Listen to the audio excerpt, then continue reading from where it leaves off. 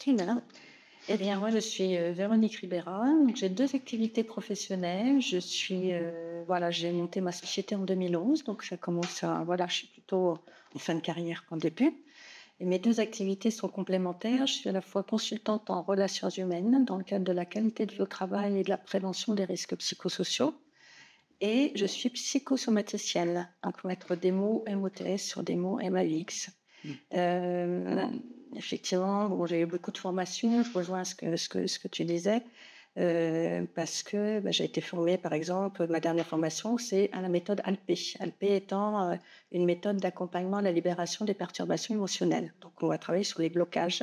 Si vous connaissez un petit peu le MDR, oui, ça vous parle. C'est différent, c'est ressemblant, mais c'est pas. Voilà, le but, c'est de libérer les blocages, mais on vient travailler sur les traumatismes qui sont actuels, enfin, en tout cas, les conséquences des traumatismes. Du coup, on peut travailler sur les traumatismes anciens. Le but n'est pas d'aller mieux, ni de se sentir allégé, apaisé. Non, le but est de libérer définitivement. Voilà. Donc, très efficace, je vais rester, c'est très efficace, c'est thérapie brève. Oui, voilà, c'est une thérapie brève et tout l'intérêt de cette méthode, c'est de se former à l'autonomie. C'est ça qui est très intéressant. Ah, ça c'est cool. La formation de thérapeute, c'est une chose. Moi, je suis thérapeute ALPE, mais après, se former à l'autonomie, c'est, je dirais, une méthode de partage, si je peux le dire comme ça, parce que le but n'est pas de garder ça pour soi, mais de faire évoluer les gens, de pouvoir les libérer, de pouvoir les aider un maximum. Et moi, je suis ravie quand je peux effectivement former les gens à l'autonomie. C'est très court, en plus, parce qu'il faut 3 ateliers, 3 séances, pour former les gens à l'autonomie. Après, s'ils veulent devenir thérapeute, ça c'est autre chose, mais en tout cas, ils ne le font que pour eux. Et moi, ça a changé ma vie. Donc, ça fait plus de 5 ans, j'ai été une des premières sur le département. On est peu nombreux en France, on a à peu près une centaine. Voilà. Donc, j'ai ces deux casquettes-là qui me permettent de travailler à la fois dans les institutions. J'ai beaucoup œuvré dans les hôpitaux. Donc, c'est pour ça que je posais la question, voilà, notamment pour les infirmières, mais aussi les cadres de santé, les directions, etc. Pendant plus d'une dizaine d'années où j'ai proposé audits, formations, ateliers, etc. Ça n'a pas été évident parce que la qualité de vie au travail dans les hôpitaux, je peux vous dire que c'est... Mais bon, j'ai œuvré et j'ai été ravie parce qu'on a pu effectivement abaisser le taux d'absentéisme, justement aller vers du bien-être, voilà, avec des formations, mais avec des ateliers répétitifs. Je les ai suivis pour, je pense, un hôpital sur 6 ans. Donc, il y a vraiment eu un retour très positif. Oui. J'étais sur le Gers, j'étais sur l'établissement public de santé, entre Lomagne et Florence, enfin entre l'établissement de Florence et de Lectoure. Voilà, mais j'en ai fait d'autres sur la région. Sont en Italie. Eh bien non, c'est pas celui-là. Et pourtant, j'aurais bien aimé le dire, c'était pas ça. Et oui, j'ai travaillé longtemps avec eux. Aujourd'hui, je ne fais plus. Il y a le Covid, n'est-ce pas, qui est passé entre-temps. Donc, m'a gentiment remercié parce que c'était plus marrant, voilà, parce que c'était trop difficile en termes de sécurité sanitaire, etc. C'est pas grave, je travaille dans le médico-social. Mais j'avoue que là, juste pour finir, j'oriente ma carrière un peu plus vers les entreprises privées. Voilà. Pour aider davantage le dirigeant. Parce que si le dirigeant ne prend pas soin de lui, ça va être difficile de prendre soin de ses équipes. Parce qu'il y a du besoin. Il y a du besoin. Oui. Il y a du besoin. Moi, en tant qu'entrepreneur, je le sais. Donc, si je ne travaille pas sur moi, du coup, ça va être difficile de pouvoir transmettre aux autres. Et après, juste pour rejoindre Karen, je dirais, j'ai créé un programme il y a quelques années sur comment découvrir l'authenticité en tant que femme. C'est un programme pour les femmes. Comment découvrir son authenticité à travers le vêtement et l'habillement. Donc, évidemment, je suis aussi conseillère en image, mais disons que je le formule pas de la même façon. Je suis là pour libérer les blocages. Nous savons très bien qu'on ils sont entre femmes, voilà. Si nous avons le monsieur, parce que les yeux peuvent être concernés aussi. Mais il y a beaucoup de blocages, que ce soit au niveau du vêtement, que ce soit les couleurs. Voilà, il y a beaucoup de croyances limitantes. Et des a priori. Exactement, voilà, que ce soit sur le tissu, que ce soit sur les couleurs, etc. Moi, mon objectif, qui est différent un petit peu du tien, même si effectivement par la personne, on le souhaite qu'elle le fait, mais je suis plus sur vraiment qu'est-ce qui fait que non, je veux pas mettre de rouge parce que ça a telle connotation. Je veux pas ceci, je veux pas cela. Tu vas analyser la cause. C'est ça. Je vais chercher la cause. Accompagner, contourner. Voilà. Et ouais. Après, je le fais aussi, voilà. Ouais. Ça dépend comment la personne est besoin. Et l'habitat, parce que l'habitat, mais nous avons aussi des croyances. C'est important de se faire un cocon agréable et pas forcément de récupérer des fois certaines maisons ou certains Le objets. meuble de la grand-mère. Voilà, c'est ça, qui est bien marron, qui est Bien désagréable au possible et bien chargé. Voilà. Qui n'est pas en joie. Et qui n'est pas en choix. Voilà. Alors, juste après, un mot pour dire pourquoi je suis venue. Eh bien, pour informer, pour transmettre les jeunes ou les moins jeunes dans leurs projets, pour les aider dans effectivement leur création d'entreprise, parce que j'aime transmettre. Voilà, j'aime pouvoir. Mon métier, c'est quand même l'aide. Et c'est un métier où je suis investie dans la relation d'aide depuis plus de 20 ans. D'accord. Voilà. Et je crois que ce sera comme ça jusqu'à voilà, il faut que je suis là cet après-midi. Voilà. Merci. Donc moi c'est Valérie Davier, donc on a été invité nous par notre réseau, Femmes de Territoire et Entrepreneurs Féminins, 17. Et donc moi je suis, alors j'ai commencé en agence de pub comme salariée et après j'étais rédactrice de presse dans la presse gratuite. Et ensuite je me suis mis à mon compte il y a 14 ans. Oui, 14 ans. Donc comme rédactrice de communication, de presse et d'entreprise aussi. Par exemple, le journal d'entreprise.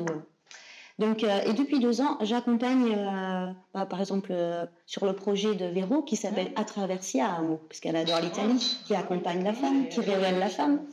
Donc, consultante en communication, et je fais des ateliers collectifs en petits groupes comme ça. On travaille, par exemple, à identifier et définir ses propres valeurs. Pourquoi ? Parce qu'avant d'aller faire un logo, un site internet, où on y passe des nuits et des heures carrées, en fait, le plus important, c'est de porter son projet, c'est d'être au clair, en fait. Donc, avant d'aller choisir la couleur de son bureau, faire je les vois, elles passent vachement de temps elles se font plaisir là-dessus, mais ce que vous allez émaner, incarner, c'est votre projet, quoi. Donc ça commence par vous. Donc être au clair avec ses valeurs, ce sera beaucoup plus facile ensuite de vous exprimer sur les réseaux et pitcher par exemple en public comme vous l'avez fait aujourd'hui. Je confirme, oui, c'est un atelier, mais... Ah oui, j'adore faire cet atelier. Je suis pas coach, mais alors travailler les valeurs, c'est... Alors tu es un coach dont tu reconnais pas ton moi, je l'utilise pour la com en tout cas. C'est ça, ouais. C'est ça. C'est très parlant et ça amène beaucoup de réflexion, de recul par rapport à ce que vous êtes, et nos valeurs fondamentales sont importantes pour définir qui vous êtes, parce que vos valeurs, c'est vous. Et si vous ne les respectez pas, à un moment donné, il n'aura pas de sens. Et on n'irait pas bien. Alors moi, je ne dis jamais sois authentique, parce qu'il faut toute la vie pour l'être, mais naturel et simple, en fait, tout simplement. Mais tout simplement, plus c'est simple, plus c'est parfois très difficile. Ouais. C'est le système entonnoir. Voilà. Et ce que je peux vous apporter aujourd'hui, c'est que la posture d'entrepreneur, elle s'apprend aussi. C'est pas un truc qui nous arrive comme ça, ouais. Il y a une posture, il y a un apprentissage, par exemple. Qu'est-ce qui est le plus important pour un solopreneur, par exemple? Qu'est-ce qui a le plus de valeur? Mais pour moi, c'est pas le chiffre d'affaires, c'est le temps. Parce que notre temps, on ne peut pas le récupérer. Et c'est super important de savoir le gérer déjà. Et donc, c'est-à-dire se planifier la semaine, la journée, voilà, donc, sans être accro à des méthodes rigoureuses. Mais la posture d'entrepreneur, déjà, c'est important. Voilà. Et puis moi, je travaille aussi la marque personnelle. La marque personnelle, donc pas obligé d'avoir des lunettes rouges pour l'exprimer. Mais en tous les cas, un petit peu mélangé, ouais. C'est vrai. Ok, voilà. La designeuse est d'accord. Parce que le rouge, c'est pas partie de ma copie. Exactement. Il faut être hyper carré sur le pantone aussi quand on parle à l'imprimeur. En tous les cas, le marketing de soi, le marketing personnel, ça commence par son nom. Vous allez mettre votre nom au service de votre entreprise. Donc, c'est très important d'être déjà bien au clair sur ce qu'on veut faire. Et on met en avant le why, c'est-à-dire le pourquoi je le fais, et non pas le what. Mes services, mes produits. Ce qui fait la différence, c'est votre énergie. Donc moi, je travaille avec Véro aussi parce que on est très... ouais. On s'est rencontrés dans les clubs, ouais. Entreprendre féminin. Le réseau, c'est important aussi. Est-ce que vous avez des questions techniques? Alors, moi, c'est sur la partie com. Véro, ce sera plus pour la partie Prendre soin de soi en tant qu'entrepreneur. Voilà. Les émotions aussi. Qu'est-ce que vous faites pour vous au quotidien pour que vos journées soient effectivement bien remplies, mais pas trop, ni pas assez, parce que quand c'est pas assez, on s'ennuie, ce que certaines personnes pouvaient dire tout à l'heure. Mais quand il y en a trop, votre fatigue par le trop plein, c'est pas bon non plus. Voilà, comment vous organisez vos journées, comme disait Val aussi, c'est important à la semaine. Comment vous prenez soin de vous, qu'est-ce que vous faites pour vous tous les jours, ça c'est important. Sinon vous allez vite vous étudier. Il y a aussi le fait de ne pas rester isolé. C'est important. Ouais, je suis. Qu'est-ce qui est le plus difficile pour vous dans la posture de micro-entrepreneur, vous avez plusieurs statuts? Vous êtes tout en micro-entreprise, ouais, non? Non. Alors, qu'est-ce que vous avez choisi? Moi, je suis officiellement en tant que salarié et particulier employeur. Je suis en CESU. Ah, c'est juste, Parce que je rentre dans le cadre des services à la personne. Oui, d'accord. Je peux travailler comme ça. Ok. Ouais. Bah, c'est bien. Ben, c'est bien, oui et non. Parce que ça ne permet pas faire certaines choses, on va dire. C'est limité quand même. C'est que tout ce qui est dépenses, tout ce qui va être frais, ça va être. C'est ça. Tu pourrais pas cumuler avec un autre statut? Je sais pas, justement, je me demande. Ouais, je me pose la question. Ouais. Je vois. Ou si je peux, en tant que micro-entrepreneur, demander après un règlement en CESU. Ben, je pense que c'est possible. Je sais pas. On peut bien être salarié et... Voilà. Alors, que nous dit le France Travail ne pourra pas vous renseigner davantage parce qu'en fait, il faut aller voir par rapport au CESU si les deux statuts sont possibles là-dessus. Si les personnes peuvent le régler en CESU, une micro-entreprise. Pourquoi pas? Parce qu'on est indépendant. Alors après, il faut voir. Il faut se renseigner entre deux. Donc, voilà, tout simplement pour se rentrer dans les cadres. Mais ça, c'est pas un souci. Ou alors, la CCI pourrait la renseigner également. C'est du service à la personne. Ça pourrait être intéressant. Oui, service à la personne. Donc, et quel autre statut alors? Alors moi, je suis en demandeur d'emploi. Donc moi, j'ai obtenu par l'hôpital ma rupture conventionnelle il y a bientôt 2 ans. Donc non, au contraire, c'est... Mais tu envisages quel statut alors? Je sais pas encore. Oui. À l'étude. Ouais, c'est à l'étude. C'est compliqué là pour moi. Ouais. C'est compliqué pour moi. Il faut que j'approfondisse plus encore pour savoir sur quel statut en fait qui sera le plus intéressant pour moi en tout cas. Qui sera le plus pertinent par rapport à son activité. Oui, c'est ça. Et donc c'est pour ça que tu vois toute la semaine en fait pour prendre toutes les infos. Et puis voilà. Pour faire après une synthèse avec ma conseillère et après pouvoir me diriger là où ils vont. Oui, ok. Parfait. Et toi, du coup, c'est quel Moi, statut? je viens juste de monter d'un micro. Ouais, un micro, oui. Donc voilà, après, le plus difficile pour moi, c'est de ne pas m'isoler. Oui, le plus difficile pour toi, c'est ça. Parce que du coup, on est en micro, on est vite isolé. Et puis, aussi, pour se faire des contacts dans le domaine, tout simplement aussi. Pour ma part, moi, j'ai rejoint un réseau d'entrepreneurs féminins qui n'est pas un réseau business. C'est 60-70 € l'année. Un réseau business, ce sera 200, 500, 1000, quoi. Et c'est assumé. Après, c'est pour justement développer son chiffre d'affaires. Mais moi, c'était plutôt pour rompre la solitude. Voilà. Et c'est ça. C'est aussi échanger sur diverses choses, pas forcément pour faire le réseau, à proprement parler. De toute façon, le business, il se fait toujours naturellement. Oui, mais pour échanger sur des idées ou autres, savoir si c'est cohérent, ce qu'on pense ou autre. Mais c'est tellement pertinent. Des fois, on a des conseils. C'est important de créer un réseau, à la fois un réseau humain et un réseau en ligne, selon quoi il y a un réseau effectivement par le biais de clubs d'entrepreneurs, mais pas que, ça peut être mixte. Moi, j'ai tenté les deux. Je suis entrepreneur au Féminin 17, femme de territoire, qui est nationale, et j'ai été un temps sur le club essentiel. Voilà. Donc là, vous aussi, vous êtes une association quelque part. Donc voilà, il y a aussi cette possibilité-là de rejoindre également.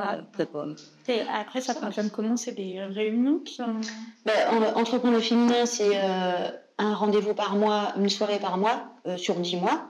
Okay. Là, c'est lundi. C'est la clôture de la saison. Donc, c'est toute une journée avec des ateliers.